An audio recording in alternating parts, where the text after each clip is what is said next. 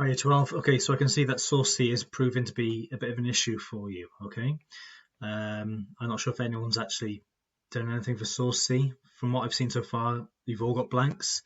So obviously you're having a few issues with this one. Okay, question one always is, what does this source say about opposition to the Weimar Republic? Okay, so in my notes here I've got, you can see here it's lost the support of industrialists. Yeah? So this is a letter from leading German industrialists, so people who own factories and businesses, very, very rich people most probably, and they have lost support for basically Weimar democracy because they are asking here for the president basically to put the Nazis in charge of the government. And obviously the Nazis were quite explicitly anti-democracy. So, by this very act of writing a letter to President Hindenburg, they are showing that they have lost support for the Weimar Republic. Maybe what has thrown you with this source is that this isn't violent opposition, is it?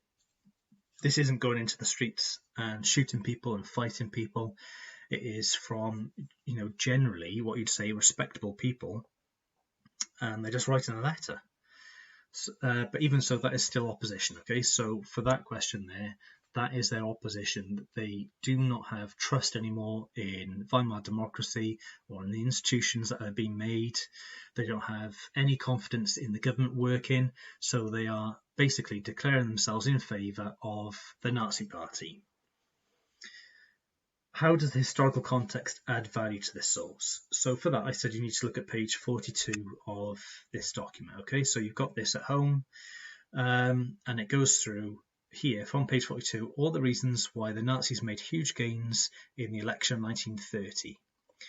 So what you need to do here is read through this, and what you'll find is, hopefully when you're reading, is that really the reasons why Nazi Party support grew wasn't really anything to do with what the Nazis were doing as such, because they'd been doing all these things in the 1920s as well. So the question is, people, I suppose, turned to the Nazis because what was happening in the background, right? In context, what was happening. If you find those reasons, then those reasons go in this box here.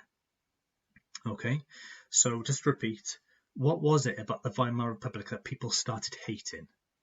Now, just go back to this for a second. You'll find them here, but you also might find some information in these sections here as well. Okay, here, in fact, you've got the bit of information about the industrial groups, also the industrialists that wrote then wanting the Nazi Party to take over. Okay, so that's all I'm giving you for that one. What are the strengths of the provenance of the source? Well, look at my notes here. You've got that it's a letter, therefore the purpose is to inform. It's written to the president. He's a person in ultimate authority, really. These people, I suppose, they should be accurately reflecting the feelings of the time. However, there are probably more limitations with the source, isn't there? Okay, and that is, even though it is a letter, and although it should be to inform, really, they're trying to persuade Hindenburg here. Okay, they say here that we declare ourselves free from any specific party political interests. And then in the next breath, they're saying, but basically, put the Nazis in charge. So they are not objective, are they? They are very, very, very subjective and biased. Does the historical context challenge this source at all? Again,